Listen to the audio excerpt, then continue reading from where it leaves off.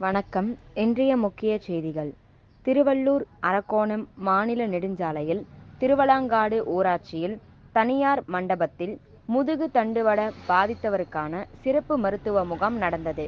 இதில் காஞ்சிபுரம் மாவட்டம் ஏனாத்துறை சேர்ந்த மீனாட்சி மருத்துவமனை மற்றும் கோயம்புத்தூரை சேர்ந்த சஹாய் மறுவாழ்வு மையம் சிபா என்ற அமைப்பு இணைந்து நடத்தியது. இதில் திருவள்ளூர் மாவட்டத்திலிருந்து முதுகு தண்டுவட பாதிப்படைந்த 150 பேருக்கு எலும்பு முறிவு, கண், காது, மூக்கு, தொண்டை, நுரையீரல், நரம்பியல் சம்பந்தமான நோய்களுக்கு மருத்துவர்கள் சிகிச்சை அளித்தனர். மேலும் அறுவை சிகிச்சை செய்ய வேண்டியவர்களுக்கு ஏனாத்தூரில் உள்ள மீனாட்சி மருத்துவமனைக்கு நேரில் வந்து இலவச சிகிச்சை பெறலாம் என தெரிவிக்கப்பட்டது.